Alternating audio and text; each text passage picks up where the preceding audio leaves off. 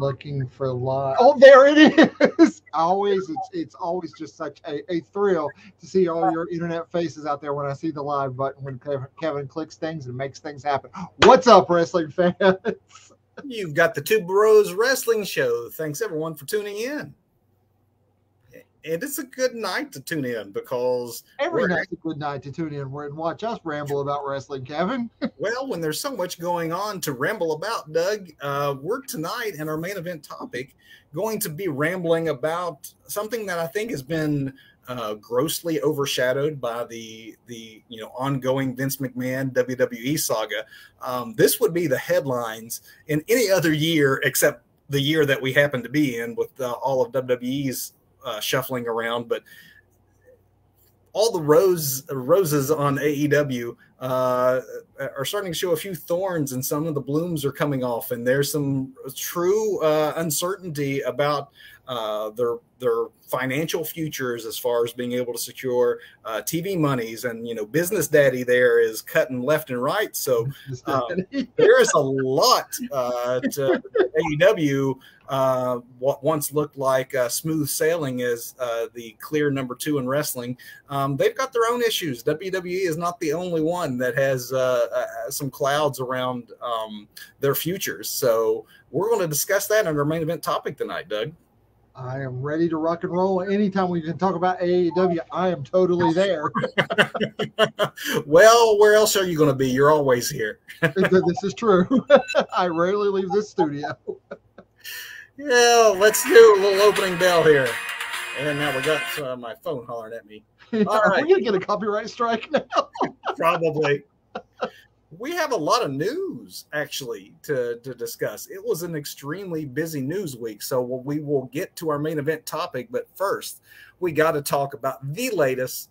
Of course, as we have been discussing on our show, as all the wrestling world's been discussing on our show, the fallout on the Vince McMahon scandal continues. We got news this week. We reported last week that WWE was supposed to reconcile its financial figures from the last few years. Money's paid out by Vince. That didn't happen, Doug, because instead... Whoops.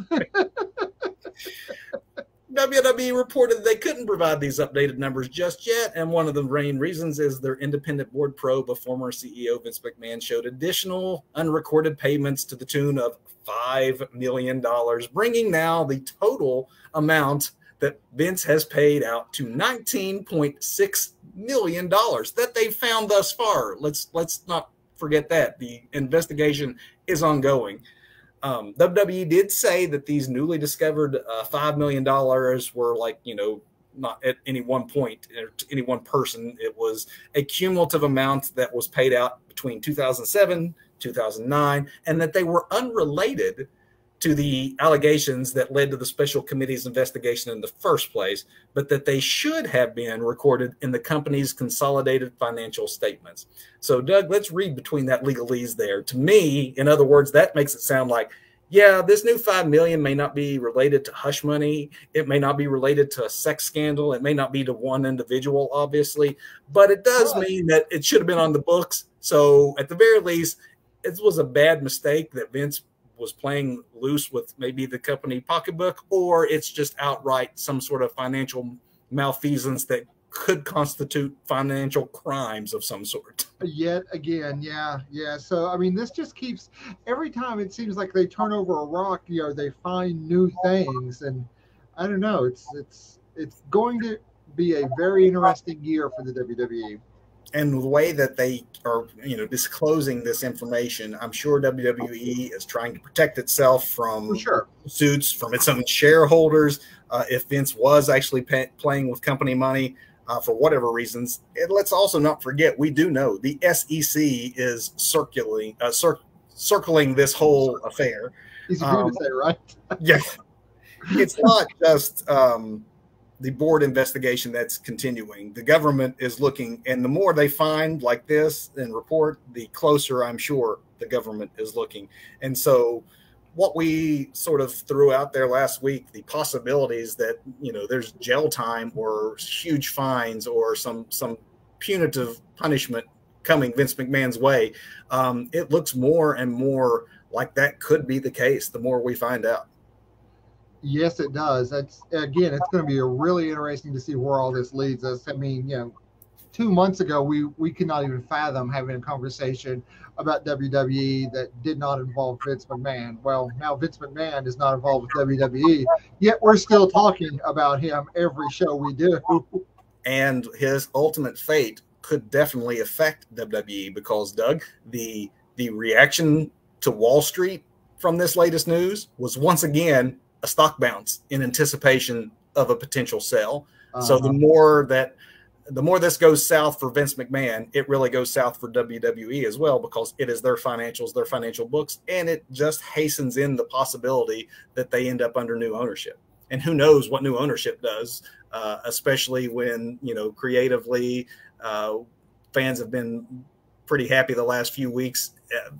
Who knows how long that would be allowed to continue? A new regime could have completely new ideas. That is so true. If you get, I don't know. I like it that there are wrestlers still running things and there's a business side. There are former wrestlers in charge of creative. And of course, I guess Vince was, not necessarily a wrestler, but an on-air talent running creative forever.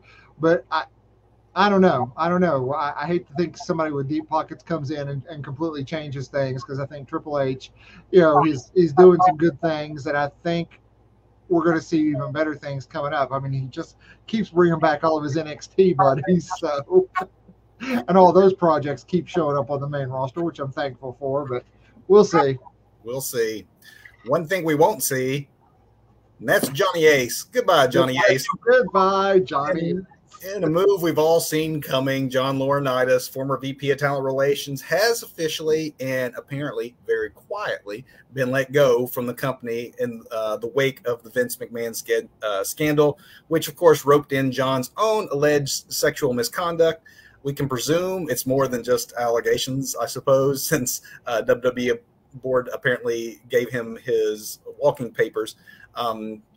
For those who just know the name, Laurinaitis is a former wrestler known as Johnny Ace, still known as Johnny Ace behind the scenes because of that. But he moved into a producer role at WCW.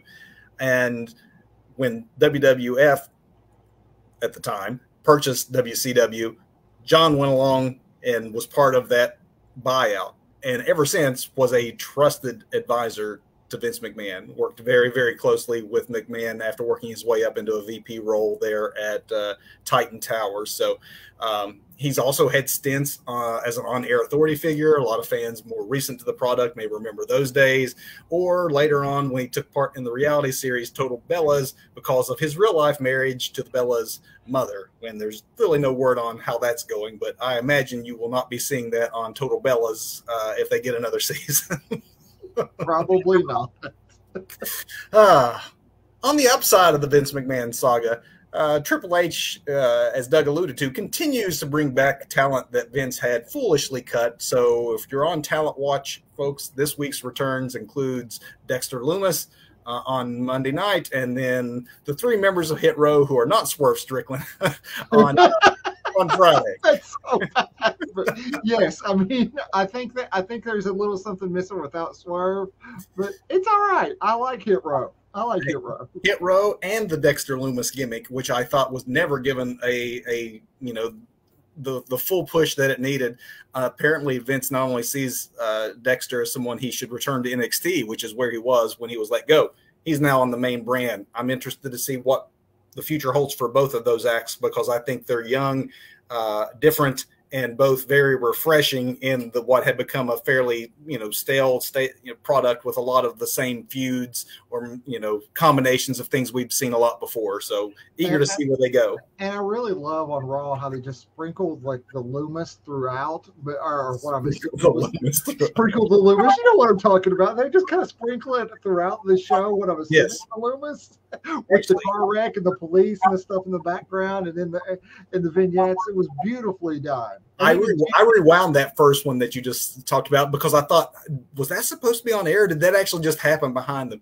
If Vince McMahon was producing those segments, it would be so heavy-handed and obvious from camera placement and everything else that what we were seeing was part of the show. So kudos to Triple H for bringing a more realistic presentation of that storyline, to the point that even this jaded old Mark was sitting there like rewinding, going, I'm not sure that was part of the act, because the wrestlers seemed confused when they were, looking off camera, and they never referenced it, which again, Vince would have had them. But that's what you do. That's what you do to even AJ looking over, no selling it. The announcers no selling him, not going, wait a minute, is that who I think? None of that. Just completely no sell, like it's some fool who's tried to jump the barricade and has been wrestled down. Beautifully done. Totally not Vince's style. So yes, agree with you. Beautifully done. Speaking of Vince McMahon, who? Who's worse than Vince McMahon when it comes to his temper and how he treats his announcers? Well, if reports are to be believed, that would be a AEW impresario Tony Khan. Ringside News is just one of the many outlets this week that surprised folks by reporting that Tony Khan's behavior backstage in AEW has actually become an issue. They further reported they were told Khan goes overboard with how he talks to the commentary team on their headsets on a regular basis, including several sources specifically comparing his belligerence to Vince's famous reputation, while noting that, quote, Tony is worse than Vince ever was. Wow. So, this is an interesting development in a company where at one time was kind of Teflon and seen as the wrestler-friendly place to work. Perhaps the cracks should have been apparent with Cody Rhodes' departure, Doug. If true, could this be just another thing that ultimately works in the favor of WWE's new regime under Triple H? That is very. I had not heard this story. I am in my own AEW bubble, I guess. But that is very interesting, man. Does Tony ever yell at you when you don't get things? Well, it's not my 7-year-old that pulls me off there sometimes. It's Tony. It is when I get calls, it's Papa Khan. So very interesting. And that is not all of Tony's apparent problems. So speaking of Tony Khan, which we're going to be doing, of course, more here in our main event, but news broke this week as to why Ring of Honor may not have yet had that TV deal in place. That's because apparently Tony doesn't completely own Ring of Honor, as everyone thought, at least not yet. So apparently he's dropped the ball on copyright, and supposedly Ring of Honor's former Chief Operating Officer Joe Khan is pretty upset about it. The only copyright thus far that has actually been transferred is the ROH video library. So the copyright holder for ROH Wrestling Entertainment, LLC, is still linked to Sinclair Broadcasting Group. So Tony is owner in name only, and yet he's put on a couple of pay-per-views under the Ring of Honor name, which is why Joe is apparently upset, because it opens up liability issues, creditor issues to Sinclair, because Tony has not completed all the transfer of the sale. Not exactly known when full ownership of Ring of Honor will be happening, but as Tony Khan listed as owner only through a shell company that he has called ROH Acquisitions, a company which has the Jacksonville Jaguars office listed as their address. So Sinclair Broadcasting is still listed as a at least partial owner. So to put things in perspective, this is the same trouble that WWE faced when they tried to get WCW on the air during the Invasion storyline back in the day. To add to that, it's also why they got like trademarks for ECW in July of 2001 when they purchased ECW, but could not run shows under the ECW banner until all the way 4 years later in June of 2005. So this will be an interesting thing to watch as well. That is very interesting because, just hearing this, and all the scuttlebutt, and we'll probably get into this more in a few minutes, but all the scuttlebutt about lack of communication and just like chaos backstage. Doesn't sound like those WWE levels of chaos backstage when, things will be rewritten at the last moment. It sounds like, maybe only a handful of people actually just know what's even going on at any given moment. Yeah. Nothing's being rewritten, but nobody knows what's going on. And, it sounds like that is trickling down through the business too. and maybe even into Tony's overall demeanor and attitude. It seems like there might be a lot on his plate right now. Again, we'll be getting to a lot of that here in our main event topic. A couple other things, Doug, to talk about just how much the world of wrestling's like overall landscape is changing and the nervousness that is actually happening behind the scenes. But NXT UK had canceled its next 2 set of television tapings, and it has led to a lot of uneasiness amongst the crew, as well as the wrestlers. BT Sports Studio is said to have been unavailable for the tapings due to football coverage, soccer coverage. But Dave Meltzer noted in the Wrestling Observer that talent on the brand are concerned that the shows were just not moved to a different venue, and that there are a lot of talent that goes back and forth right now between the UK and US brands. So if they wanted to consolidate to just one NXT, it's not like they're not interplay between the two organizations right now. So we'll keep following this to see if it means something or means nothing. And along those same lines, MLW is experiencing something similar. Prior to the Battle Riot tapings in June, the promotion had announced July tapings in Chicago would not happen. The MLW office offered refunds to fans who had already purchased tickets, but they said the cancellation was because of developments on the promotion's new TV deal. Well, this past week, it was revealed that MLW will now be going a second month without having television taped. The TV tapings scheduled for August 27th in El Paso, Texas, will also not be happening, though apparently they're turning that into a house show. So there's still a show. It's just not going to be a taped TV show. And the internal reasons that they're giving their talent is because the promoter they were working with in El Paso that was supposed to provide a certain number of Lucha Libre talent to pad out the bill, dropped the ball and was not bringing in as much talent as he had originally proposed. So that means MLW's next set of TV tapings will not occur until September 18th in Atlanta, and that is scheduled to be a live broadcast. But we're talking May to September, so basically a whole summer without fresh TV for the MLW product. What is happening in wrestling? Well, Doug, at least Alberto Del Rio has your back, because Nacion Lucha Libre is back with Alberto Del Rio as the headliner. It was originally founded by Alberto and Chavo Guerrero. The promotion went on hiatus in January of 2020, delayed their return after that because of the COVID pandemic.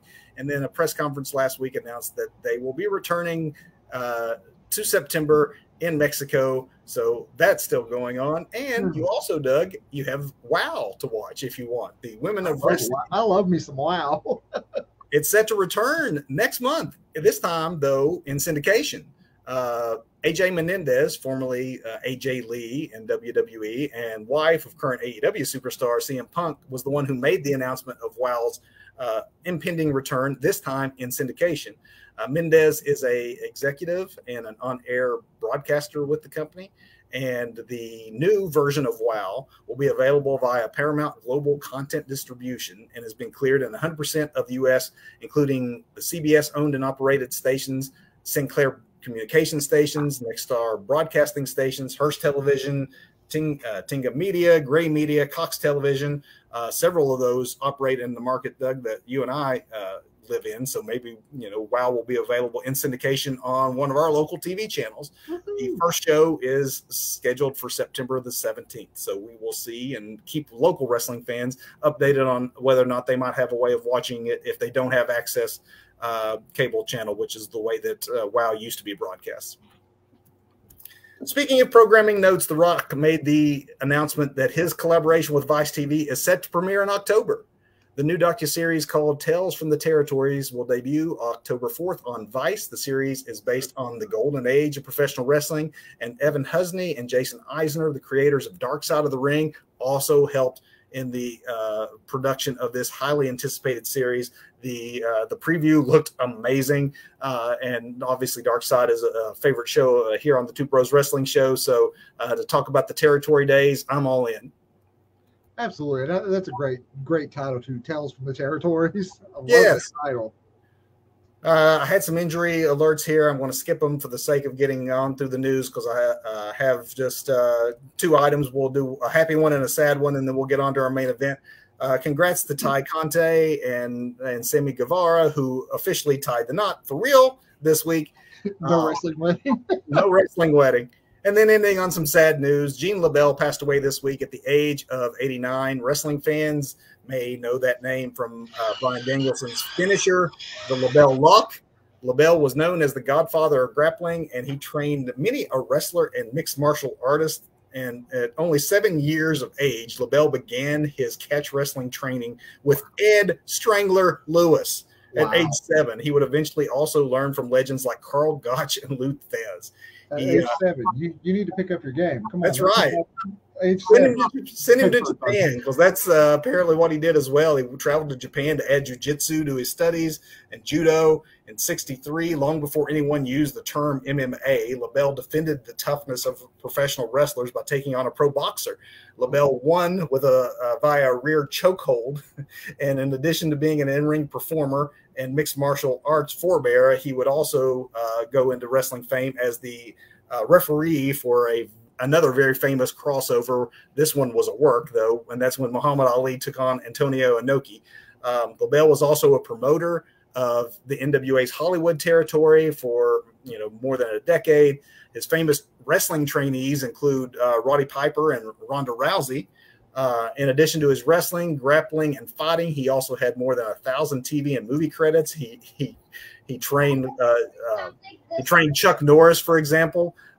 Spent a lot of time as a stuntman, often as often a fight referee on screen, sometimes a colorful background character, faced off on screen against the likes of Chuck Norris, Steven Seagal, Jean-Claude Van Damme, and Bruce Lee. So you talk about a life.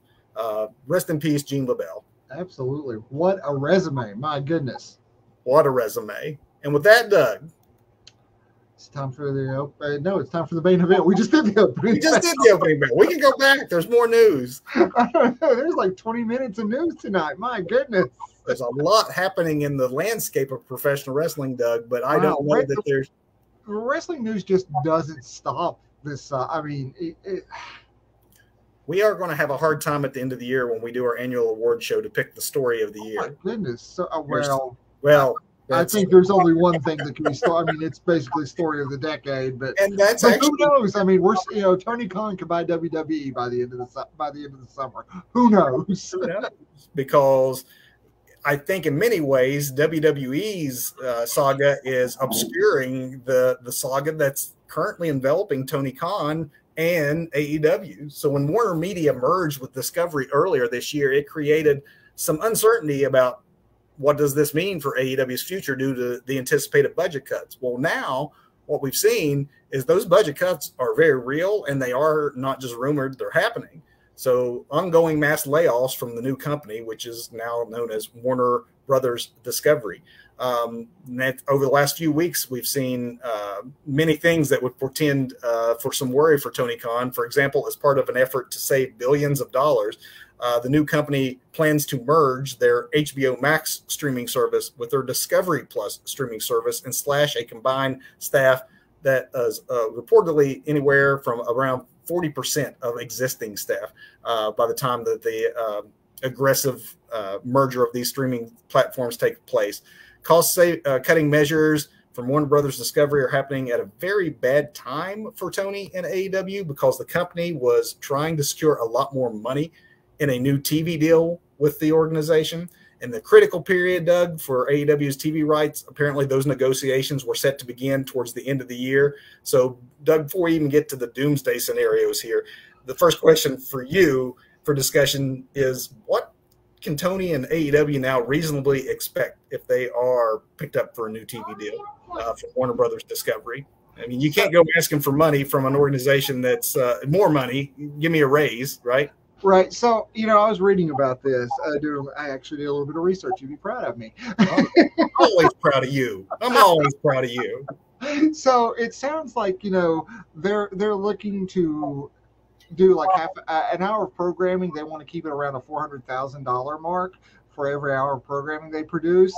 And Dynamite rolls in around like $340 for an hour of programming. So they're actually under budget already for an hour of programming for their AEW shows for Dynamite and Rampage. So at least they've got that going. They're actually under budget for what the high end Warner Media is looking for. But it's not going to be a good time to ask for that raise. I see them going in with a lot of no. Look, we keep hitting the high point. We're the number one cable program here. We're the number one cable program here. Even when Rampage and Dynamite take these dips, they're still hitting pretty good numbers. Yes. I think near the end of the year we're going to see MJF come back, right in time for negotiation to spike numbers. I think it started out as a work, or started out as a shoot, got worked into a work, and will be worked all the way through the summer into the fall, and then we'll see MJF spike ratings and bring things back up. And that'll give them a little bit more negotiating power. But I don't think they're going to get the big numbers that they had hoped for. I don't think there's these huge deals on the table. At this point, I don't think AEW is going anywhere right now. I think they will get renewed contracts. So the best case scenario you think is renewed contracts with Time Warner, or not Time Warner now, but Warner Brothers Discovery. Warner Discovery. I think that's what we're looking at.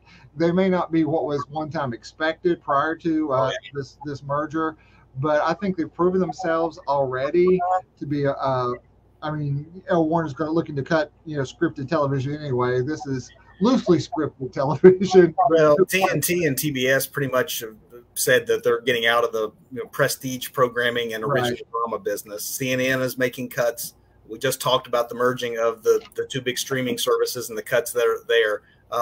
What money TNT and TBS have available, they're reportedly going to use for going after the NBA, which is the largest ratings getter on either network. Right. And it won't, of course, come cheaply.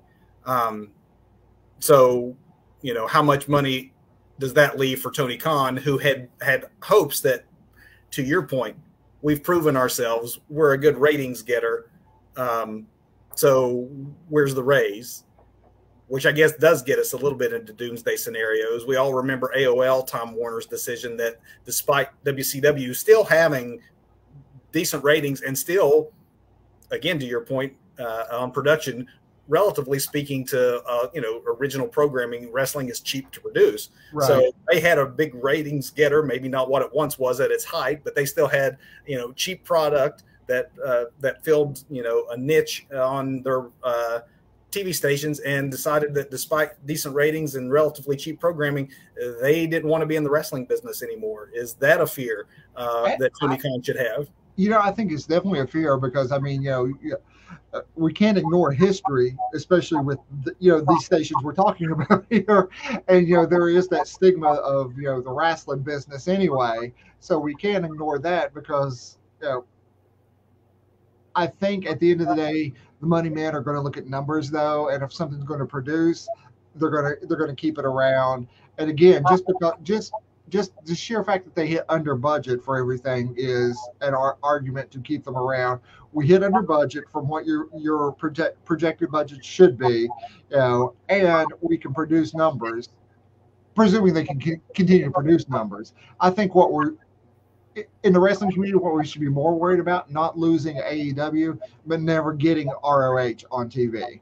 I think that's a bigger concern, unless he takes that product once he fully owns it, apparently. Once he takes that, it may need to go somewhere else, and I don't think it could be rolled into any future dealings, at least not right now. Well, speaking of going somewhere else, since AEW is not likely to be in line for a raise from TNT, TBS, Tony Khan could always shop around. I mean, these are TV rights that he can take elsewhere. But what are the dangers in doing that? I really wonder about that, because, you could end up on like True TV at 2 a.m. on like Sunday morning or something like that all of a sudden. I think that's a huge problem. I still can't tell you where I'm supposed to, or I could find ROH, back before ROH stopped producing television. I was watching it, I think, more on like online afterwards to kind of catch up than I could ever catch it live or even on a DVR, because I have no idea where I could watch it.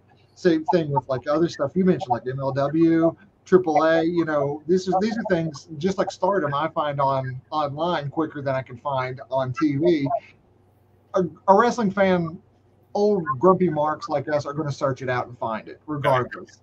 Your casual wrestling fan that cheers Vince McMahon when he comes out, after after all these allegations are levied against them, they're not going to care. They're going to be like, hey, what happened to that dime store Raw that used to be on, where all the WWE rejects went? That's the attitude they're going to have with it if it goes somewhere else and gets lost in programming hell. Let's not forget that, the ratings hit that WWE, the biggest show in town, the ratings hit they took when they moved their broadcast from USA to Spike back in the day. They saw a noticeable decline in ratings. You'd think going from a big cable network like USA to one that still had decent coverage nationally, if not the same, overall prestige of the USA, folks didn't necessarily just tune right over and follow them. They took quite a hit. And that's, says nothing for like the doomsday scenarios that Impact had when they were forced to end up on channels like Destination America, which I still don't know if I get, and who knows how to find it, right? So, Tony, if he follows the money or he has no choice but to take it elsewhere, AEW could see a real ratings hit if they end up on a lesser channel. I mean, I think there's some prestige that AEW got right off the bat by being associated with TNT and TBS, two networks that were very much involved in the history of wrestling on television.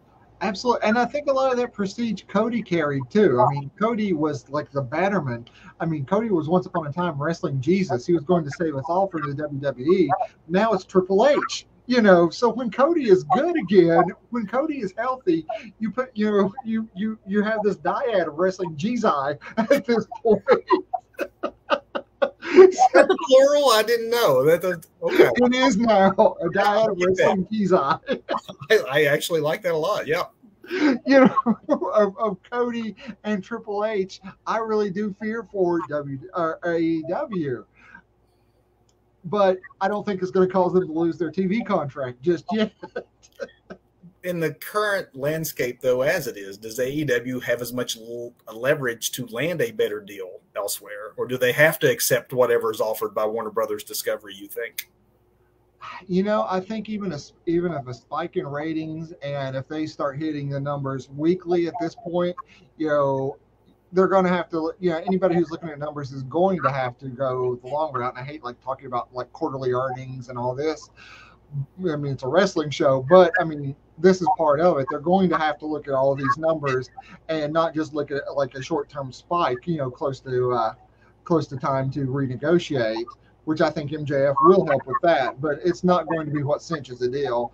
I don't think they're going to get, they are too young to get that big, $1 billion Fox, USA, NBC, Peacock money. It's just not going to happen. Not for years and years and years. I mean, that is one thing that WWE has a massive advantage over AEW is their TV rights deals are so rich, and they could not do house shows, they could not do premium live events, and just do TV, and I think they could live off of that. AEW can't do that. ROH definitely can't do that. They're going to have to, grind and continue to grind. And honestly, for me, that's the biggest concern that I have for AEW. It's not, I mean, no one saw what ended up happening at WCW actually occurring. No one thought that would get to that extent that they just would disappear and be bought the way that they were, but it happened. So it's not off the table. For me, my bigger concern isn't that AEW would have their television shows canceled because Dynamite does do well in the ratings, even if not on TBS, TNT, which is still, I think, is the most likely scenario. Elsewhere, Tony's got the resources and things that he could, float to get them elsewhere. To me, the issue is that AEW needs to land a more lucrative TV deal in order to keep growing and to maintain that competitiveness with WWE in pro wrestling for on the free agent market. Well, that's a very good point, because you think with the man who's in charge of creative now, look who he's already salvaged from, being future endeavored. There are a lot of guys in that AEW locker room who would happily go back to WWE right now, considering the change of regime in creative. They know who's ahead of creative.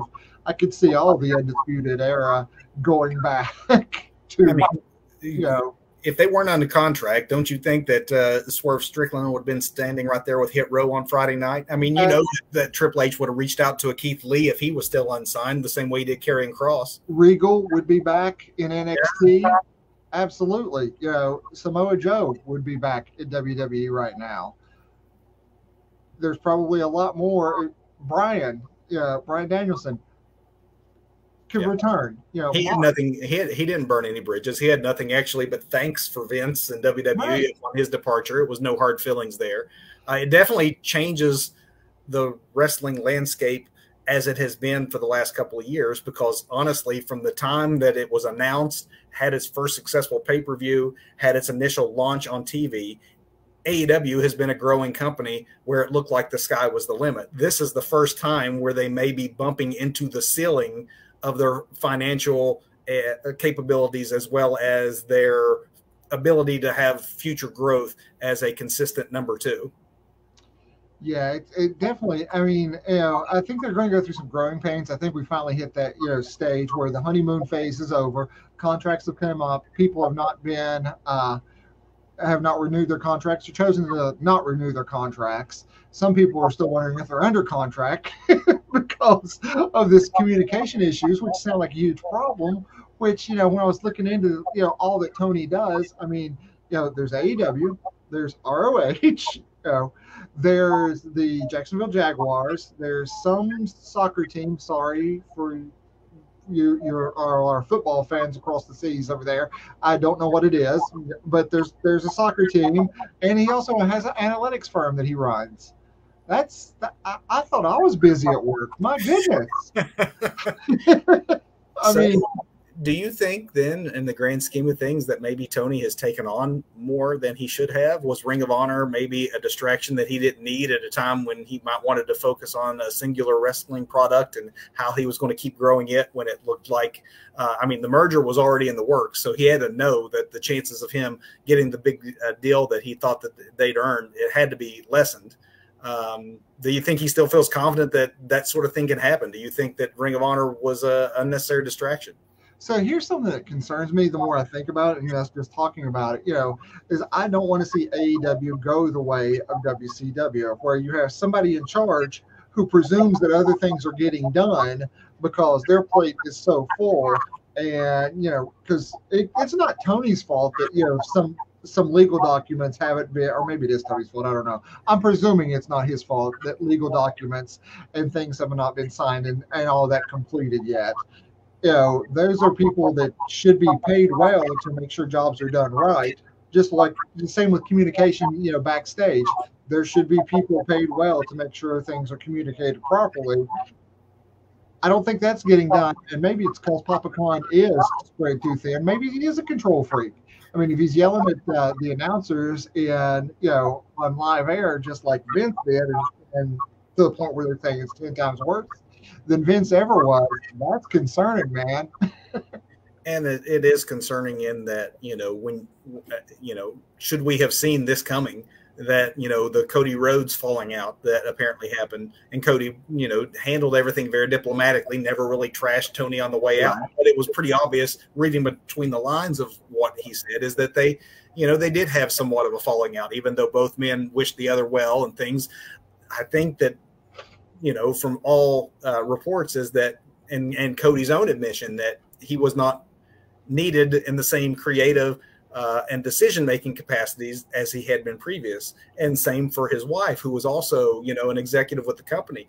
The more that Tony took on under himself, the more he very much actually sounds like he was becoming Vince-like and having to have control and a hand in every aspect of the business.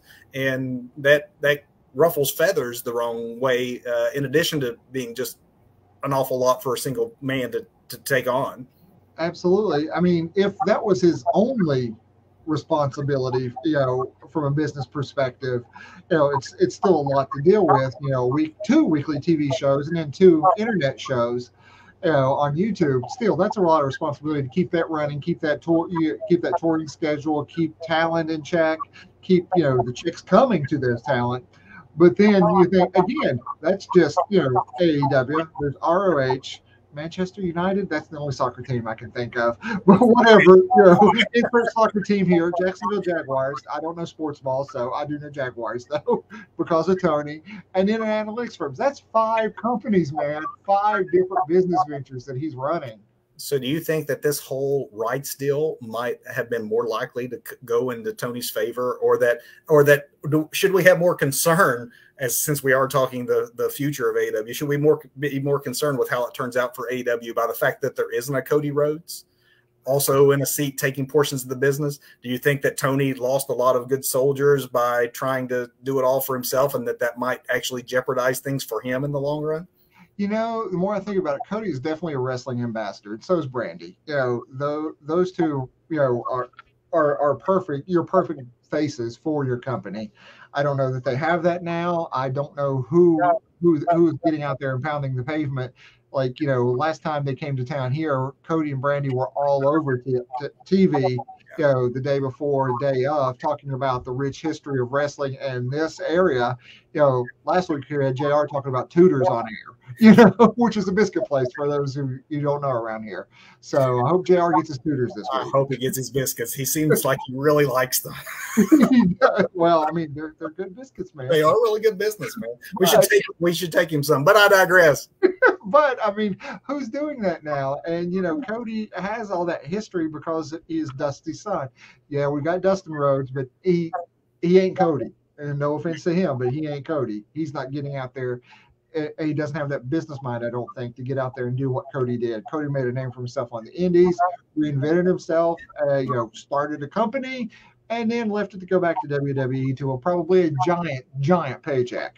And look who's in the catbird seat now. I know he's been off hurt, but he got pushed to the stars when he came back, and now is in an environment where, hey, lo and behold, the reason I left to begin with, Vince McMahon, I don't have to worry if he's going to be true to his word and our handshake agreements and all that. Like, he's now gone, and sitting in charge is Triple H, who I'd have to think knows what he has in Cody Rhodes and is definitely more wrestler friendly than Vince was. So Cody's found himself in a good position, and I'm thinking that as you're, you know, negotiating TV rights and everything else that Tony has going on, having the business acumen and the overall skills that we were talking about as far as ambassadorships go, having someone else to help carry that load like a Cody Rhodes, I imagine he's really missing him in this process right now. Absolutely. And I just think of the future when Cody comes back and contracts continue to expire, there is not going to be any better ambassador for WWE to the AEW locker room, looking to maybe see if the grass is greener than Cody. And, you know, really Cody is an experiment, and not even an experiment. Cody is going to be, you know, this beacon of light to show what can happen if you leave the other company and come work for us. We will recognize you. Yeah. And that actually leads me to what is my final question, Doug, and I think we maybe already even answered it, but does a reinvigorated WWE make things even more difficult for Tony in this situation? So I'm already thinking that it has made things for Tony more difficult because, you know, I mean, it was all peace, love, and good happiness thing for AEW for the longest time. And then, recently we're hearing all these Tony bad, Tony this, Tony that. You know, is he starting to feel the pressure of this? I mean, he was head of a scrappy company at first, but now they're going head to head. Yes, competition is great. I can't wait to see and continue to see what things turn out for. But all right, buddy. For yeah, sorry, just lost my train of thought. But I think you might be feeling the pressure already, man. You know, if you are wanting this money in a new deal and thought you were getting this raise, it was going to be invested back into the company. It was going to be a way to, you know, secure those free agents that Vince let slip through his fingers. And that doesn't seem like that is likely to happen anymore. And reports are that Triple H is going to be aggressive in the free agent market, hiring folks back. So now, good for wrestlers, at least in the short term. You know, maybe not in the long term if we end up with only one place to work again, but in the short term, if you can bounce back and forth between the two, it'd be just like any other pro sports athlete that goes to whoever offers me the highest contract. And I mean, that's good for talent, but not necessarily good for Tony. Before he could either, you know, concentrate on growing the company steadily by picking up those talent that Vince had overlooked or didn't use correctly. Now he's going to have to actually fight for a lot of those same talents to keep from going back over to the other guy, which is once again perhaps a viable option for them. And there's yet another elephant in the room, which we've talked about briefly and just kind of danced around it. If WWE is for sale and some of the bigger names pick it up that have been talking about it, are we going to see it on Amazon? Are we going to see it on Disney? Once you get Disney money or Amazon money, I mean, what can Tony do with that Jaguar money then? I mean, he's an extremely wealthy man, but he doesn't have the same depth of resources, nor the historical relationships, nor the shareholder investments that a corporate machine like WWE has. So if Vince was almost fine to put the bow on a lot of folks and kick them out the door because he was trying to trim to make the books look better. But if it's an actual now fight for like the best talent, that's a hard one for Tony to win, even if he did get that raise from Warner Brothers Discovery, which he's, again, as we've been discussing, not very likely to. So what is the ceiling? What is the ultimate outcome for this, Doug? I don't know, but I'm just thinking, perfect scenario may be that they pull it off TV and do put it on like HBO Max, Discovery Plus, whatever that becomes, and then you can get a potentially even edgier product then. I mean, HBO is Warner. What is it? Warner Discovery are keeping their bigger names like the. We're going to get to see our dragons again starting next week, which is going to be sponsoring Dynamite this week. Did you see that? I did see that. That's it. Last time we saw them live, it was Rick and Morty. Now it's Dragon. Now we have our dragons, our Targaryens sponsoring Dynamite this week, so that's going to be fun. But HBO is doing things like that. Even though they're cutting $90 million movies and just saying no, we're done with it. We're not even going to put it out. We're just stopping because for a machine like that to just stop dead and kill a movie, they can do that. Yeah, that gets scary. It absolutely should scare him, and obviously we will not know what the outcome and the true effects of this merger is going to be until they make those decisions. We think that, it's very likely that they will continue with AEW programming. It's not a certainty. It's almost a certainty that any raise is not going to be what Tony had anticipated. Right. Absolutely. So I think that no matter what, over the next, 7-8 months, as we get closer to the end of the year and then into the next year when these negotiations happen, we will keep you obviously up to date, fans, on what we hear. But we could see, Tony having to maybe backtrack a little bit. Maybe it's plan B time. Maybe it is shop it around. Maybe it is reimagining the product if I cannot compete financially. Maybe it is scaling back the whatever plans he had for Ring of Honor. I think that we're going to see a lot of changes. It won't be Dynamite and Rampage as they currently exist, and every underutilized talent leaving WWE when their contract expires to come to Tony Land. Those days, I think, are kind of over. Yes. Yeah, I definitely think they are.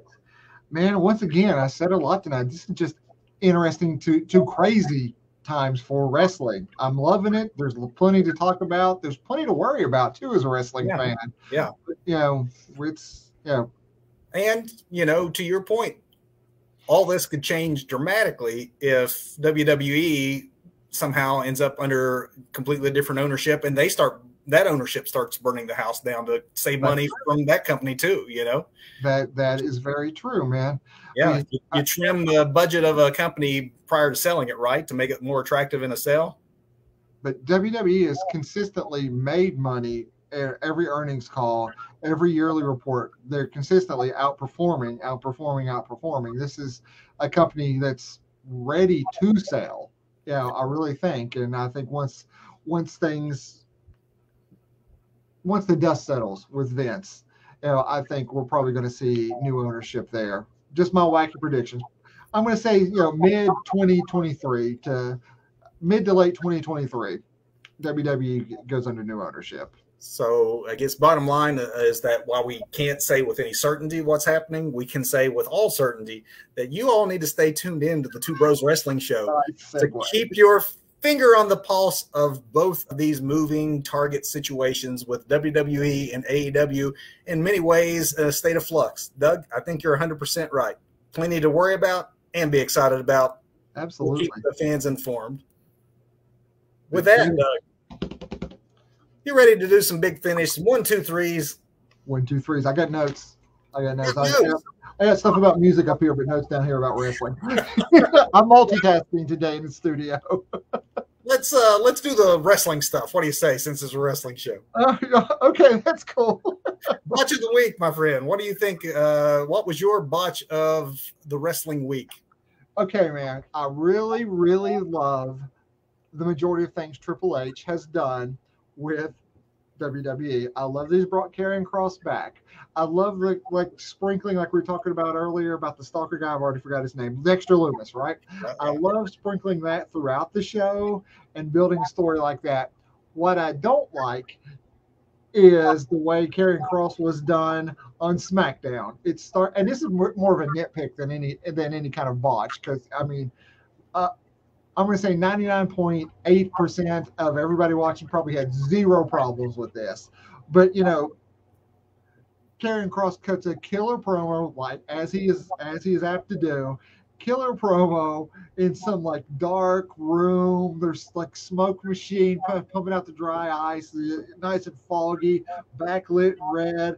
And then he picks his head around the corner and he's in the arena creeping on Drew McIntyre. And I'm like, this just really took me out of it, because, you know, as you know, like a vignette, this was a great promo.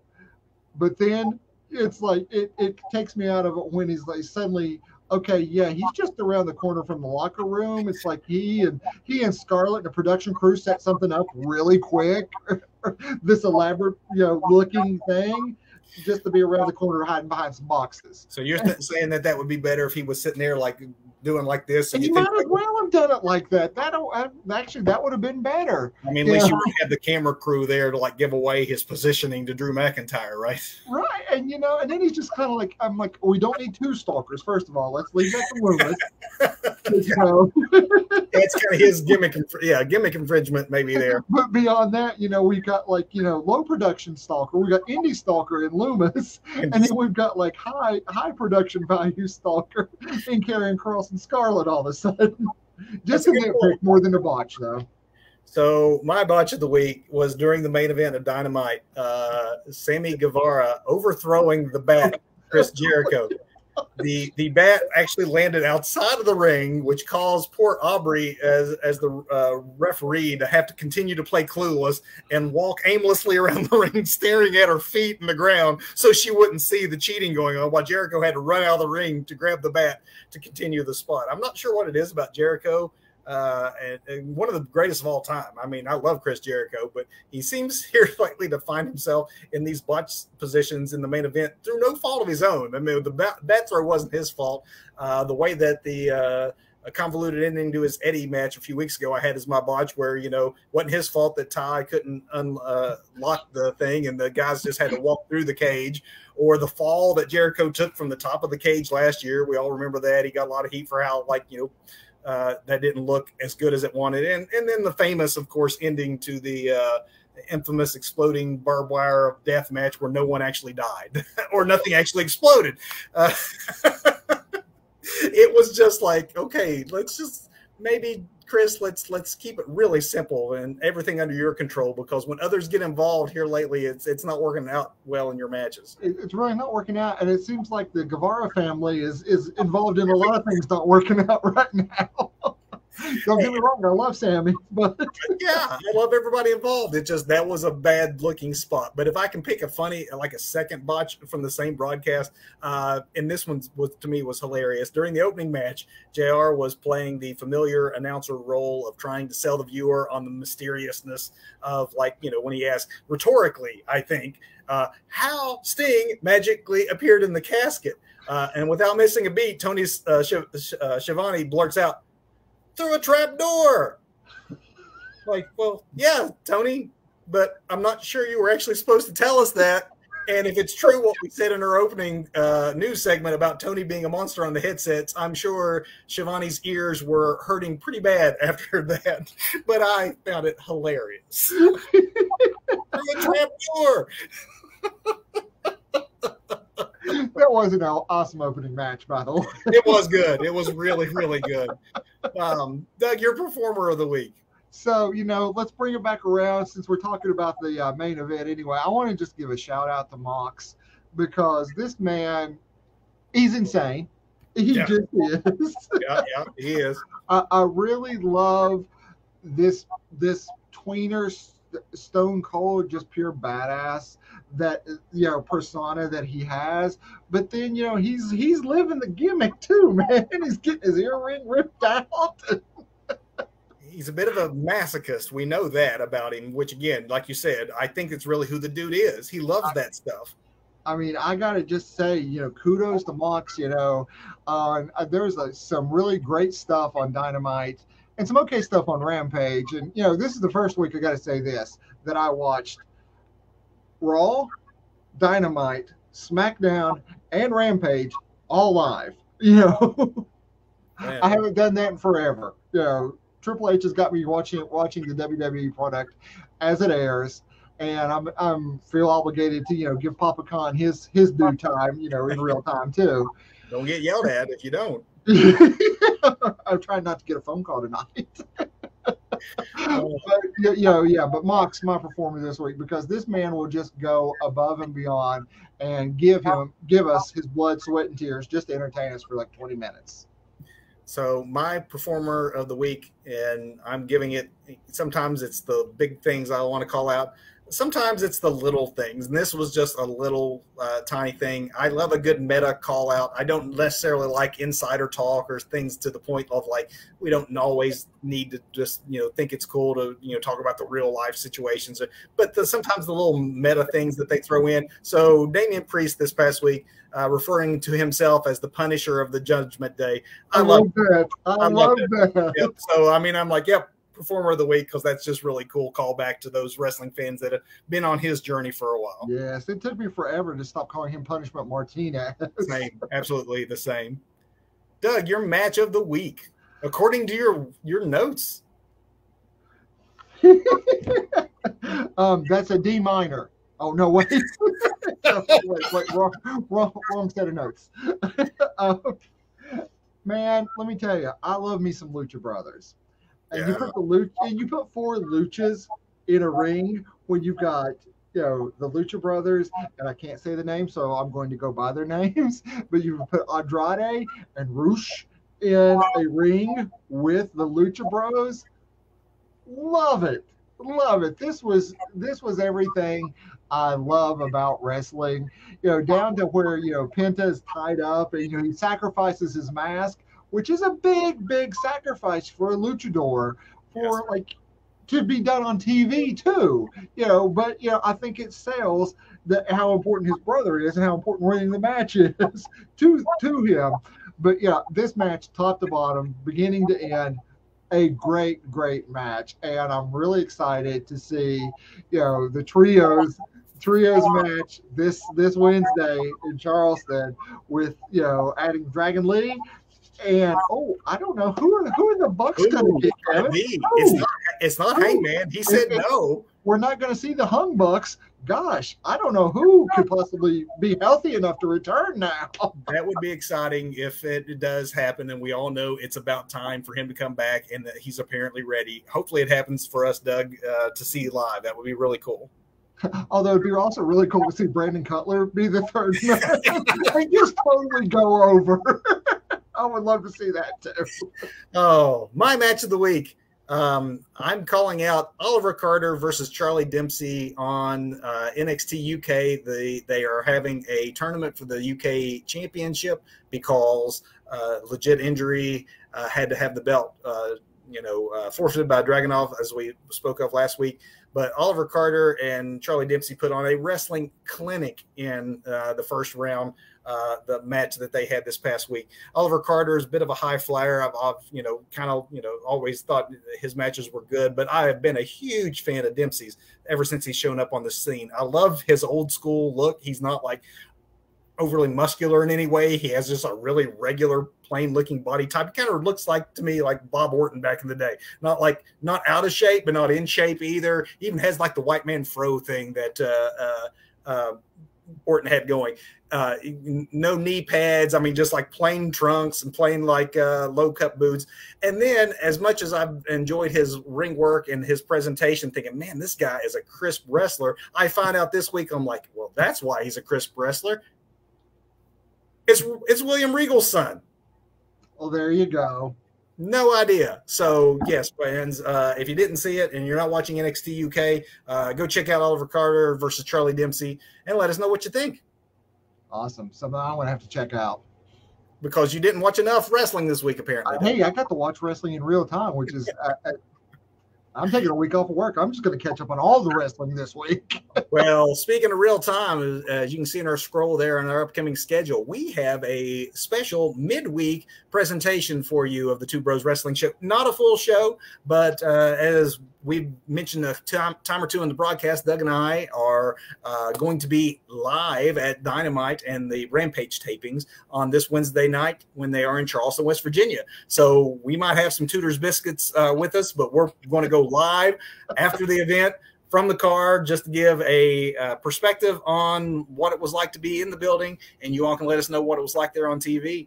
And then we'll be back here next Sunday night for a show about a guy we've talked about a time or two. Doug, you've mentioned him a time or two, that being MJF. We're going to talk about the MJF scenario and reported reputation and what the new landscape of Triple H means for him as a possible free agent and going back and forth and playing the two companies against each other. A lot to unpack there, particularly as MJF apparently is quite the interesting cat. Yes, he is, man. Yes, he is. Looking forward to it. Looking to some live wrestling this week. Looking forward to TV wrestling this week. I hope you guys watch some wrestling.